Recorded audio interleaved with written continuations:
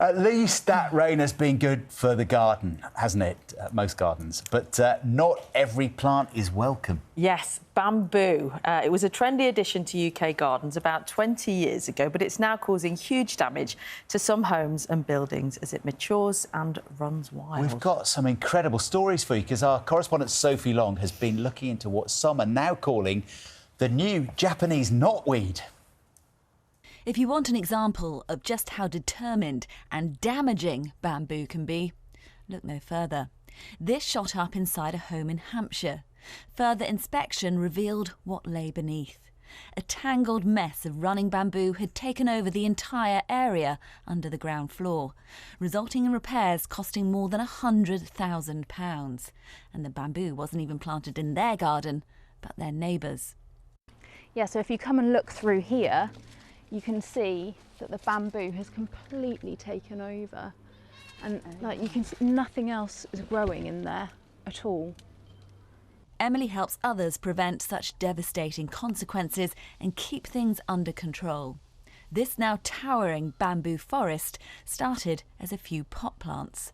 Now it's pushing through the fence, burrowing under the patio and decking before emerging and totally taking over the garden next door. When people plant invasive bamboos, this is usually what happens. They don't realise that that's what's going to happen, but quite quickly they fall into the trap of not maintaining that bamboo, and then it's gone before they've even realised. The bamboo shoots actually push up with a huge amount of force, so although the decking is old, it's come all the way through the membrane, and you can see beneath the decking all of those runners travelling along, so the decking really didn't stand a chance.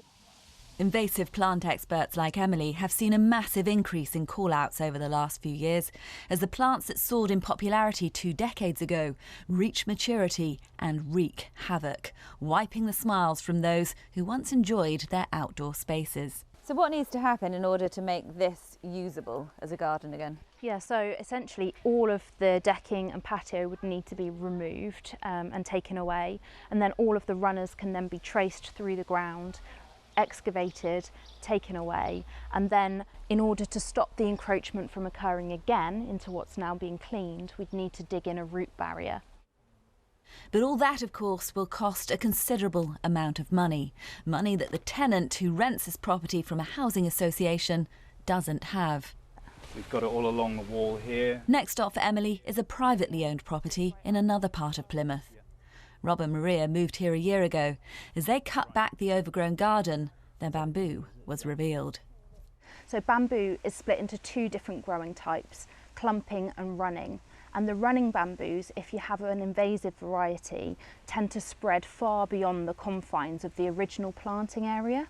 So whilst people plant it and think it looks good for a short amount of time, they quickly come to realise that it gets into all of the other places that it doesn't want. I mean, here is a prime example of it having taken over other shrubs and outcompeted them essentially.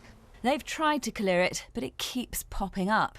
It looks like it's punctured the pond and is now getting dangerously close to the wall and their neighbour's garden. But having it removed will cost several thousand. Yeah, I think it's going to be, a proper tools job rather than a sort of pitchfork and a shovel. It's going to be excavators and everything else. So frustrated, but I think we need to do it. It's not going to go away. It's not something you can just sort of ignore in the corner. I don't want it causing further damage to the pond, the wall or anything else around there. So yeah, it's bite the bullet, I'm afraid. Is there any benefit to a running bamboo? I couldn't think of one. I would suggest if you have to have bamboo in your garden, if it's really what you want, choose a clumping variety and keep it in a pot. It may look nice, but you should think twice because it might pop up elsewhere. Sophie Long, BBC News, Plymouth. It's terrifying, It's isn't like a it? horror film. Yeah, and expensive to get rid of, and an awkward chat with the neighbours. Let's get some advice, shall we? The garden designer, TV presenter Diarmuid Gavin joins us now, where it looks absolutely gorgeous where you are. No bamboo, I don't think, in the background. Is it all bamboo that's a problem? No, it isn't. And I mean, watching that report nearly had me running back to my garden to dig it all out. but it isn't that bad in most areas. So there are two different types of bamboo. The makeover programs of 20 years ago did make them popular, but we've been growing bamboo in these islands for hundreds of years, and they do very well. In some cases, they do. Some varieties do too well. So as the lady was saying there, there's a running variety and there's a clumping variety. And if you plant the clumping variety, you should be fine. But even a running variety that produces those very strong rhizomes that grow underground, that can grow under laws, there are ways of controlling them. There'll be people looking at their overgrown gardens right now saying, hang on a minute, Diarmuid Gavin was presenting those TV makeover shows of 20 years ago. It's all his fault. Well, I seem to remember having very good producers who told me, now, what do we need to do?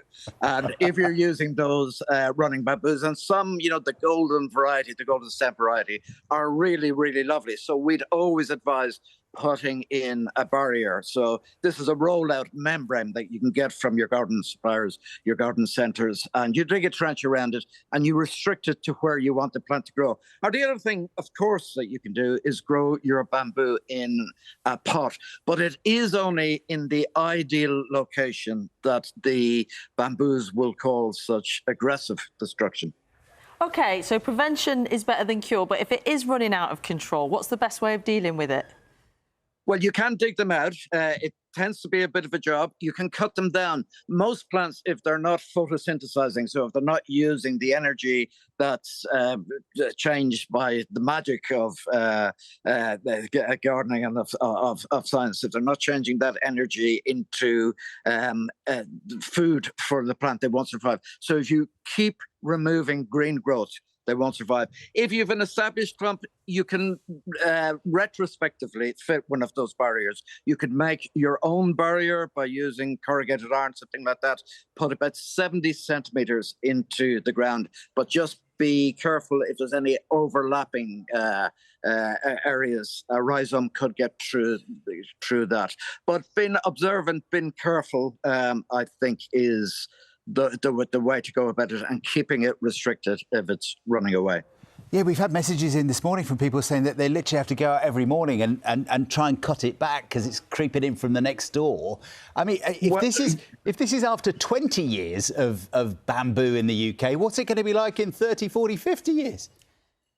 Well, listen, let's not get too scared about it. You can call the experts, or you can put those barriers in, or you just can keep cutting it down. I've put a load of tips on my Instagram this morning, so if people want to go and examine the type that they have, understand the type of barriers that they can get, you can go and do that. But being observant, understanding when you go to, because bamboo is still a beautiful plant, and it's very handy in some parts of the world for creating habitats, for stabilizing hills, because those roots really bind soil together. So for places where there's problems with erosion.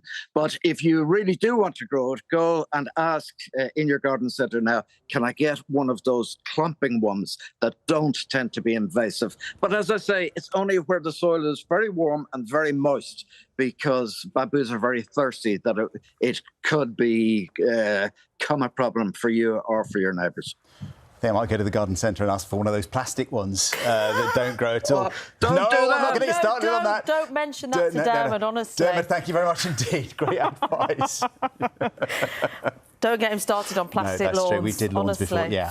You've been getting in touch, though, this morning with your bamboo nightmares. Shula says, our neighbour had a bamboo whose roots grew under the fence and into our garden. We had to dig up half the lawn and get a saw in to chop the root off. Yeah, another viewer sent in this picture that we've got for you this morning. Look at this. They say that their garden's under attack from the next-door neighbour's bamboo.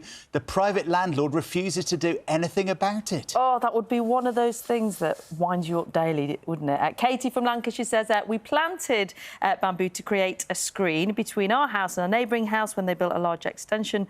We didn't realise the invasive nature of the plant, which spread and started to lift the patio flags. It is like a horror film. It is. It cost us £7,000 to rectify. Really? £7,000? We've heard it's cost some people even more than that. One gardener from Plymouth got in touch to say, I have a client whose garden is now invaded by bamboo into her neighbour's garden. It's affecting the paving that supports the conservatory. I have removed a lot and dug a trench to get to the root. It's very hard work and there's still no guarantee of success. Gosh, stick with Diarmuid's top tip to me was a £1 packet of wildflowers that you just chuck into the garden, and they're on their third summer now, and they're gorgeous. I've got another tip. Get a panda. Yeah. Yeah? Sorted. Yeah, it's the logical next step.